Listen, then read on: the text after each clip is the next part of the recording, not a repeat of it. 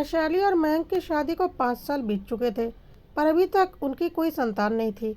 हर तरह का इलाज कराकर उन दोनों ने देख लिया था और अब हार मान चुके थे और उन्हें यकीन हो चुका था कि उनके भाग्य में संतान सुख नहीं लिखा हुआ है। इसलिए वैशाली और मयंक ने बच्चा गोद लेने की सोची। वैशाली और मयंक ने एक अनाथ आश्रम से एक 5 साल के बच्चे को गोद ले लिया और उसे बहुत लाड प्यार से पालने लगे। अब उनकी ज़िंदगी में खुशहाली आ गई थी। बच्चे के नाम पर बच्चे का नाम उन्होंने धैर्य रखा। बहुत ही शांत स्वभाव का, पढ़ने लिखने में अच्छा और बहुत ही खूबसूरत बच्चा था धैर्य। अब वैशाली और मयंक भी संतुष्ट थे कि उनकी ज़िंदगी में जो एक कमी थी वह धैर्य के आने से पूरी हो चुकी है और धैर्य भी धीरे धीरे वैशाली और मयंक के साथ बहुत घुल मिल गया था और उनका एक अच्छा परिवार बन गया था। वैशाली और मयंक धैर्य पर अपनी जान छिड़कते थे और धैर्य भी अपने मम्मी पापा से बहुत प्यार करता था। धीरे धीरे वक्त गुजर रहा था। धैर्य अब 16 वर्ष का हो चुका था और वैशाली और मयंक की शादी को भी 16 वर्ष गुजर चुके थे। धैर्य 12वीं कक्षा में पढ़ रहा था। पढ़ने में तो धैर्य शुरू से ही होशियार था और उसका सपना था कि वह साइंटिस्ट बनेगा। वैशाली और मयंक भी उसका हर सपना पूरा करने को तैयार थे। इसी बीच शादी के इतने वर्षों के बाद वैशाली को महसूस हुआ कि वह गर्भवती है और जांच करवाने पर पता चला कि वह सचमुच गर्भवती है। वैशाली और मयंक को यकीन नहीं हो रहा था कि शादी के 16 साल के बाद वह गर्भवती कैसे हो गई। लेकिन शादी के इतने सालों के बाद उसे इतनी बड़ी खुशी मिली थी तो उसकी खुशी का ठिकाना नहीं था और धैर्य के 12वीं करते करते वैशाली ने एक बेटे को जन्म दिया। धैर्य भी बहुत खुश था कि अब उसका छोटा भाई उसके जीवन में आ चुका है। धैर्य को अब तक नहीं पता था कि वह वैशाली और मयंक की गोद ली हुई संतान है। धैर्य अब अपने साइंटिस्ट बनने की तैयारी के लिए कोचिंग करने दूसरे शहर चला गया। वैशाली और मयंक भी अपने बेटे में रम गए क्योंकि यह उनका अपना खून था। उन्होंने बेटे का नाम आयुष रखा। आयुष वैशाली और मयंक की जान होता जा रहा था और अब धैर्य से वैशाली और मयंक का ध्यान कम होता जा रहा था। धैर्य छुट्टियों में घर आता पर वैशाली उससे दूर दूर ही रहती। वह आयुष के साथ हर वक्त बिजी रहती। धैर्य को भी लगता कि आयुष इतना छोटा है, कितने सालों के बाद उसके छोटे भाई का जन्म हुआ है तो उसे माँ बाप की ज़्यादा ज़रूरत है।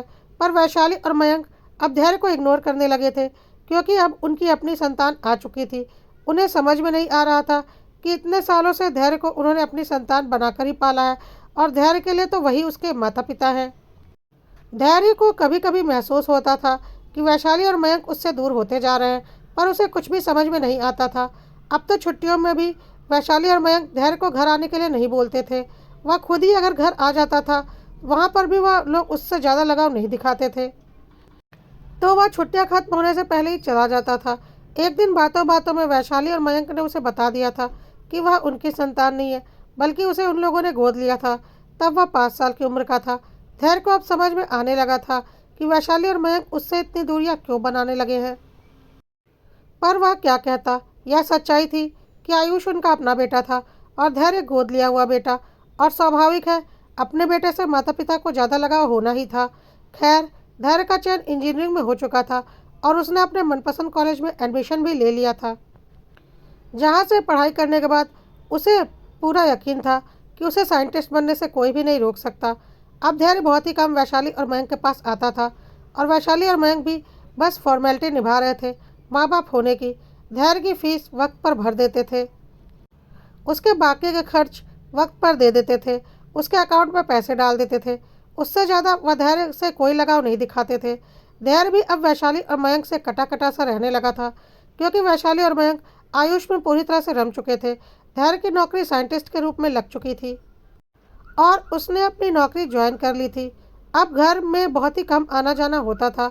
अब तो वैशाली और मयंक धैर्य को और भी अधिक इग्नोर करने लगे थे क्योंकि धैर्य अब अपने पैरों पर खड़ा हो चुका था और उसे खर्च की भी कोई ज़रूरत नहीं थी। धैर्य अगर खुद ही कभी घर आ जाता था तो भी वैशाली और मयंक कोई खास उत्साह नहीं दिखाते थे। धैर्य के आने पर धैर्य को समझ में आ गया था कि अब वैशाली और मयंक उसे अपने बेटे की तरह प्यार नहीं करते, बस एक फ़र्ज निभा रहे हैं। इसलिए धैर्य ने अब घर आना बिल्कुल भी बंद कर दिया था और वह अपने आप में ही सीमित हो गया था। लेकिन वैशाली और मयंक को इससे कोई खास फर्क नहीं पड़ रहा था। खैर, इधर आयुष 10 साल का हो चुका था। आयुष कुछ ज़्यादा ही उदंड बच्चा था। समय बीत रहा था और आयुष की बदमाशियाँ बढ़ती जा रही थी। ऊपर से शादी के इतने वर्षों के बाद वह पैदा हुआ था, तो मयंक और वैशाली उसे कुछ ज़्यादा ही प्यार देते थे और कड़ाई बहुत ही कम करते थे, जिसकी वजह से वह बहुत ही ज़्यादा शैतान हो चुका था और कोई भी बदमाशी करने से डरता नहीं था। अब तो वैशाली और मयंक लगभग धैर्य को भूल ही चुके थे और उनके लिए उनका एकमात्र बेटा आयुष था, जो कि अब 10 वर्ष का हो चुका था। धैर्य भी अब 26 वर्ष का हो चुका था, लेकिन वह दोबारा अनाथ हो चुका था क्योंकि वैशाली और मयंक को उससे कोई मतलब नहीं था। धैर्य अब वैशाली और मयंक से कोई उम्मीद लगाता भी नहीं था। एक दिन आयुष अपनी शैतानियों में लगा हुआ था कि एकाएक छत से खेलते खेलते उछल कूद में वह नीचे गिर गया। उस वक्त वैशाली और मयंक भी आयुष के साथ छत पर ही थे और उनकी आंखों के सामने आयुष नीचे गिर गया। किसी को कुछ समझ में नहीं आया, सब कुछ इतनी जल्दी जल्दी हो गया। वैशाली और मयंक दौड़कर नीचे गए, लेकिन आयुष बुरी तरह से जख्मी हो चुका था। जल्दी से आयुष को अस्पताल लेकर गए, लेकिन आयुष की सांस उखड़ चुकी थी। आयुष अब इस दुनिया में नहीं था। वैशाली और मयंक तो मानो अपना सुध-बुध खो बैठे। इतने सालों के बाद ईश्वर ने उन्हें संतान का सुख दिया था और वह आज उनके हाथों से चला गया। आखिर ईश्वर ने उन्हें संतान का सुख दिया ही क्यों था, जब उसे वापस ही लेना था। उन्हें कुछ भी समझ में नहीं आ रहा था और वह दोनों बिल्कुल बेहाल हो चुके थे। धैर्य को इस बारे में कुछ भी पता नहीं था। धैर्य को तो वह दोनों लगभग इतने सालों में भूल ही चुके थे, इसीलिए धैर्य को इस बारे में कुछ भी पता नहीं था। आयुष को गुजरे 3 माह बीत चुके थे। वैशाली और मयंक धीरे धीरे सामान्य हो रहे थे और एकाएक उन्हें धैर्य की याद आई और उन्हें अपनी गलतियों का एहसास होने लगा कि उन्होंने जिस बच्चे को 16 साल तक अपनी संतान बनाकर पाला, अपनी संतान होने पर उसे बिल्कुल पराया कर दिया, बिल्कुल भूल गए। कितनी बड़ी गलती की थी उन्होंने। अब उन दोनों के पास पछताने के सिवा कोई रास्ता नहीं था। शांति की तलाश में उन लोगों ने एक आध्यात्मिक गुरु से दीक्षा ले ली और उनके आश्रम में शांति की तलाश में जाने लगे और उनके सत्संग सुनने लगे, लेकिन फिर भी उन्हें मानसिक शांति नहीं मिल पा रही थी और वह दोनों बहुत व्याकुल थे। एक दिन उनके गुरु ने उनसे वजह पूछी और उन्होंने अपना सारा दुखड़ा अपने गुरु को बताया। उनके गुरु ने बोला, या तो आप लोगों ने बहुत गलत किया, जो संतान पहले आपकी ज़िंदगी में आया, आपको माता पिता बनने का सुख दिया, अपनी संतान होने पर आप उस संतान को ही भूल गए, या तो आपने बहुत बड़ी गलती की। और मयंक और वैशाली ने बोला, अब तो हमारी हिम्मत भी नहीं होती धैर्य से बात करने की।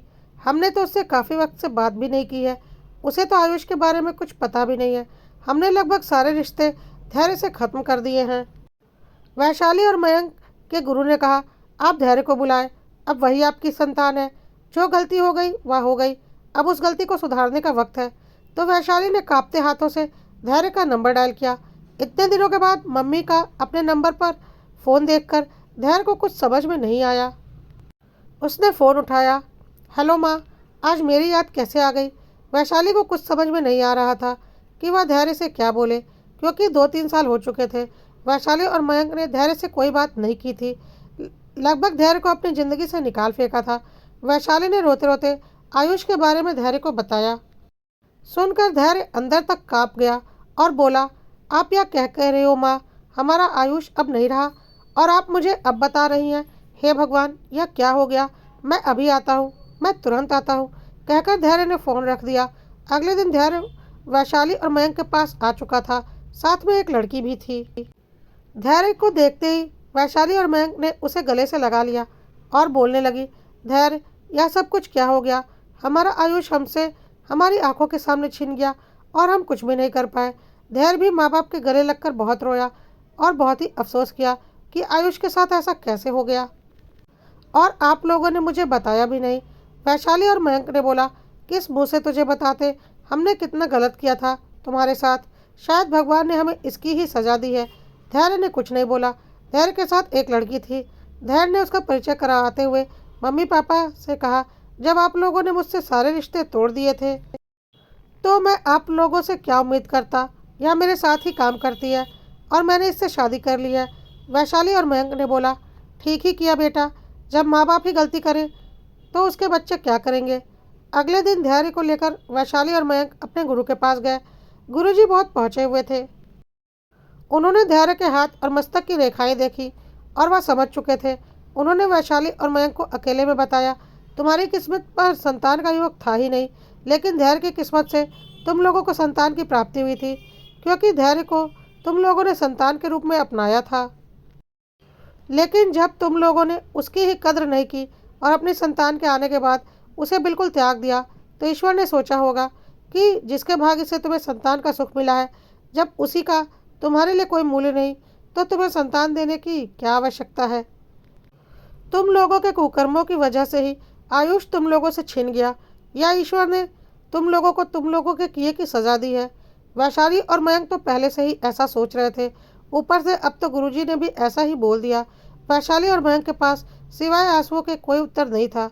उन लोगों ने बोला, हाँ गुरुजी, हमें पता है हमसे तो गलती हो चुकी है और हमारी इस गलती की सज़ा हमारे बेटे धैर्य और आयुष उन्होंने भुगती है। अब हमारे पास सिवाय पछतावे के कुछ नहीं। वैशाली और मयंक घर के अंदर आए। धैर्य भी अब तक अपनी पत्नी के साथ घर आ चुका था और अपना सामान पैक कर रहा था। वैशाली ने कहा, बेटा तुम जा रहे हो? धैर्य ने कहा, हाँ मम्मी, मैं जा रहा हूँ। यहाँ रहकर भी क्या करूँगा, मेरी नौकरी तो वहीं पर है। वैशाली और मयंक ने कहा, अब हमारा अकेले दिल नहीं लगता, एक काम करते हैं, हम भी तुम्हारे साथ चलते हैं। मयंक ने कहा, मैं भी अपना ट्रांसफ़र उसी शहर में करवा लेता हूँ, साथ में रहेंगे तो मन लगा रहेगा। बिल्कुल, आप लोग हमारे साथ चलिए। आपने मुझे जन्म नहीं दिया तो क्या हुआ, मुझे पाला पोसा, मेरी पढ़ाई लिखाई करवाई, मुझे इस काबिल बनाया कि आज मैं इतनी अच्छी जॉब करता हूँ और अपने सपनों को मैं पूरा कर पाया। मैं ज़िंदगी भर आप लोगों की सेवा करूँगा, आप लोगों की हर ज़रूरत का ख्याल रखूँगा। लेकिन प्लीज़ मुझसे बेटा होने की उम्मीद मत कीजिएगा। मैं हर तरह से आप लोगों का ख्याल रखूँगा, लेकिन एक बेटा बनकर नहीं, बल्कि एक एहसानमंद बनकर, जो अपने ऊपर आप लोगों द्वारा किए गए एहसानों का कर्ज उतार रहा है। क्योंकि बेटा तो आप लोगों ने मुझे आयुष के होने के बाद से कभी माना ही नहीं, तो अब मेरा दिल भी नहीं करता आप लोगों को माता पिता मानने का। लेकिन आप लोगों के बहुत एहसान है मुझ पर, और उसका कर्ज मैं जीवन भर भी उतारूं तो नहीं उतार पाऊंगा। इसलिए आप लोगों का पूरा ख्याल मैं ज़िंदगी भर रखूंगा, कभी कोई कमी नहीं होने दूंगा, लेकिन एक बेटा बनकर नहीं, सिर्फ एक कर्जदार बनकर। मयंक वैशाली के पास धैर्य की बातों का कोई जवाब नहीं था। धैर्य ने अपनी पत्नी से कहा, हमें ज़िंदगी भर मम्मी पापा का ख्याल रखना है, मैं और बहुत अच्छे से रखना है, क्योंकि मैं इनका कर्जदार हूँ और तुम मेरी पत्नी हो, तो तुम्हें भी वह कर्ज चुकाना होगा। तुम्हारे कोई सास ससुर नहीं है, तुमने एक अनाथ से शादी की है, लेकिन तुम्हारे पति के ऊपर इन लोगों का बहुत बड़ा कर्ज है और तुम्हें उस कर्ज को जीवन भर चुकाना है। धैर्य की पत्नी ने बोला, बिल्कुल, जैसा तुम चाहते हो वैसा ही होगा। वैशाली और मयंक के पास धैर्य की बातों का कोई जवाब नहीं था और वह चुपचाप अपना सामान पैक कर रहे थे धैर्य के साथ जाने के लिए।